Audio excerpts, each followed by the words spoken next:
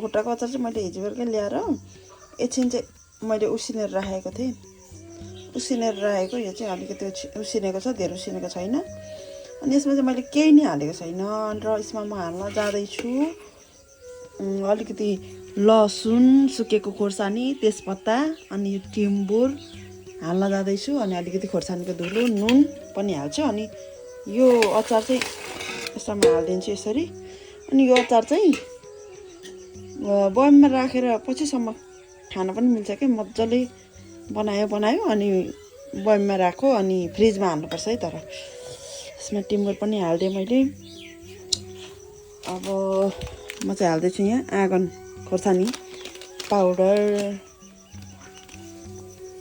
चाहिँ मजाले हालिदिएँ। यो चाहिँ एकदम पिरो हुनुपर्छ क्या। नामै अचार, खुट्टाको अचार। सानोमा खाएको याद आउँछ कि मैले खुट्टाको अचार यत्रो ठुलो भाँडामा मेरो ठुलो मम्मीले बनाउनु भएको थियो क्या खुट्टाको अचार। यहाँ अब म स्वादको लागि यहाँ अलिकति तेल हाल्छु। तोरी तेल हाल्नु पनि अब छैन, त्यही भएर मैले यो रिफाइन तेल हालेँ। अनि नुन हाल्छु म यसमा। अब अलिकति नुन चाहिँ खासमा नहालिकन बनाउनु पर्ने हो कि, तर नुन चाहिँ अब भरे यो थोरै छ नि त, अब खाइहालिन्छ भनेर मैले नुन हालेको। तर खासमा चाहिँ खुट्टाको अचार बनाउँदाखेरि मैले थाहा पाउँदा चाहिँ मेरो मम्मी, ठुलो मम्मीहरूले चाहिँ नुन नहालिकन बनाउनुहुन्थ्यो क्या। जहाँसम्म मलाई थाहा छ, मैले जानेसम्म चाहिँ उहाँहरूले बनाउँदाखेरि चाहिँ यस्तो नुनहरू नहालिकन बनाउनुहुन्थ्यो। सिर्फ खोर्सानीको यो खोर्सानी हाल्नुहुन्थ्यो अनि तेजपत्ता हाल्नुहुन्थ्यो, त्यति नै हालेको मलाई याद छ। यो खुट्टाको अचार चाहिँ आगोमै बनाउनु पर्छ है साथीहरू। ल हो टेक्दैन त त्यसका बाजे। खुट्टाको अचार आगोमै बनाउने हो, किनभने यसलाई चाहिँ दिनभरि उसिन्नुपर्छ नि त। दिनभरि आगोमा लाएर उसिन्ने हो नि त यसलाई। अब ग्यासमा उसिन्दा नि हुन्छ, तर त्यो चाहिँ गलक्कै हुँदैन क्या ग्यासमा उसिनेको। अनि आगोमा दिनभरि छोडिदिइराख्यो भने चाहिँ यो चाहिँ गलक्कै भएर गल्छ अनि अचार जस्तो हुन्छ क्या यो चाहिँ। त्यही भएर यसलाई चाहिँ खुट्टा अचार बनाउँदा चाहिँ यसरी आगोमै उसिन्नु पर्छ।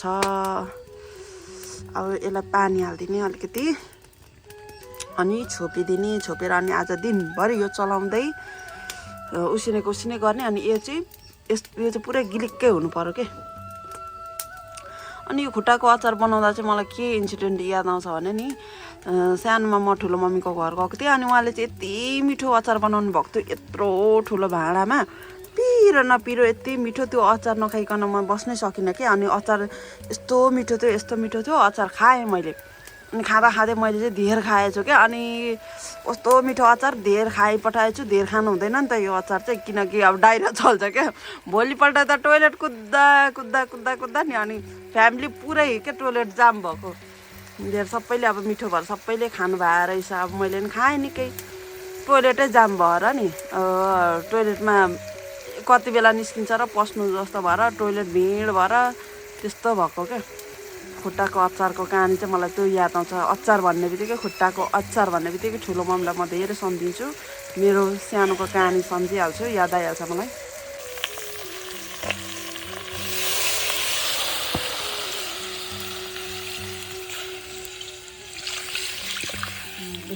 पानी हालेको अब छोपेर पकाउने दिनभर। नरिवलको हाँगा छाँटेर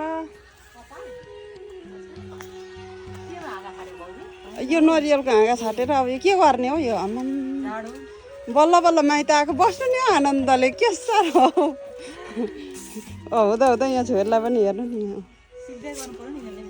सिक्दै गर्नु पर्यो होइन भन्छ कि परेन हौ।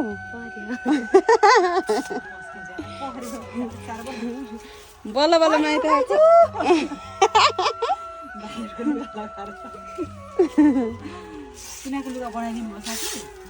छैन नि बनाएको, माथि नै राखिरहेको छु। फुकाल्नु चाहिँ मान्दैन भन न, फुकाल्नु चाहिँ मान्दैन।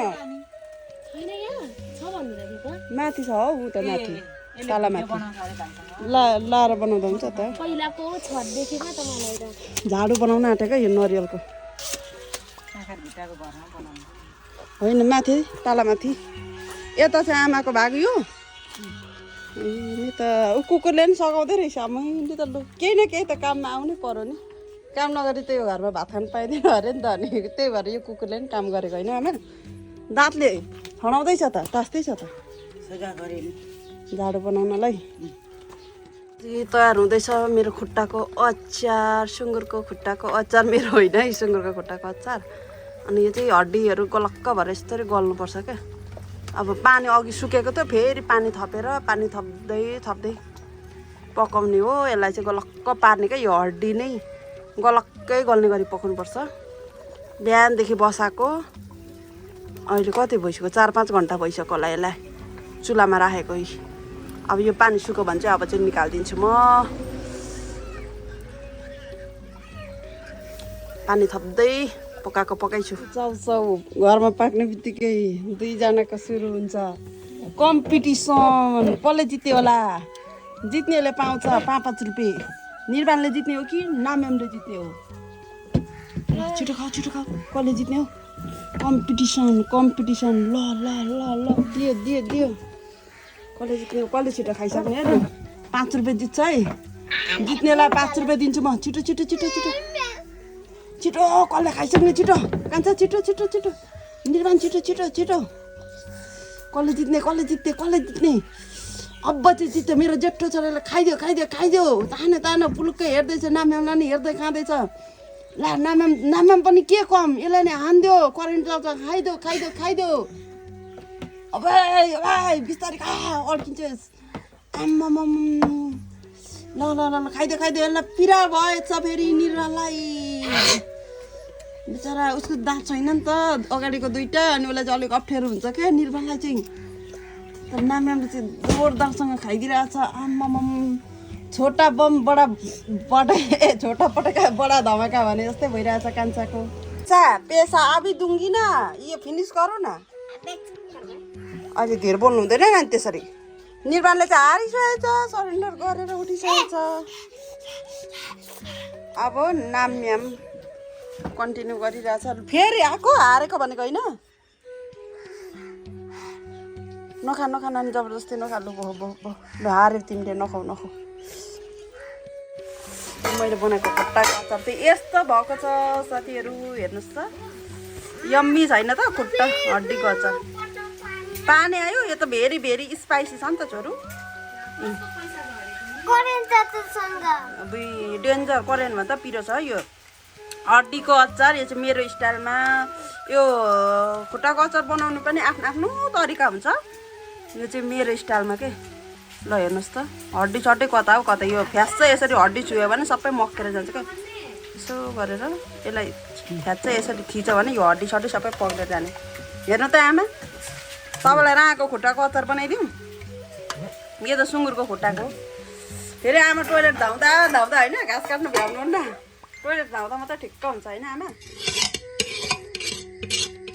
अब यो अचारलाई चाहिँ यसरी जिउरोमा हालेर राख्ने फ्रिजमा यो डल्लै कुकरै फ्रिजमा राख्ने कुरा होइन कालो छ है अब यसलाई चाहिँ लगेर फ्रिजमा हाल्ने हेर्नु त साथीहरू मेरो तरिकाको है बनाएर खानुलाई एकदम टेस्टी हुन्छ खुट्टाको अचार भनेको चाहिँ यो हो क्या असली हातमा त्यो बजारमा यत्रो पिस मासुको अचार भन्छ नि त्यो खानासाना खाइयोहरू ओरियो अब एक क्रास भाँडाकुँडा छ एक क्रास भन्यो एउटा दुईटा तिनटा चारटा पाँचवटा छ एक क्रासले हो यति नाथे धन्दा यति नाथे भाँडाकुँडा म 5 मिनट बस्छु गर्नु त जहिले गरेकै आज एक दिन गर्दा पर्दाखेरि भिडियो बनाउन लागिहाल्यो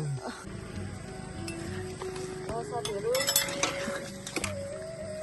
आजको मेरो अचारको रेसिपी कस्तो लाग्यो तपाईँहरूलाई मिठो बनाएर ट्राई गर्नु होला र यति भन्दै आजको मेरो अचारको ब्लग रेसिपी नै अन्त गर्न चाहन्छु र मेरो नयाँ ब्लग आएको छ गएर हेरिदिनु होला हजुरको दिन शुभ रहोस् छोरी मान्छेहरूले रक्सी खाएको बाई छोरी मान्छेले रक्सी खाएको छोरा मान्छेले भाँडा माझेको एकदमै नसाउने कुरा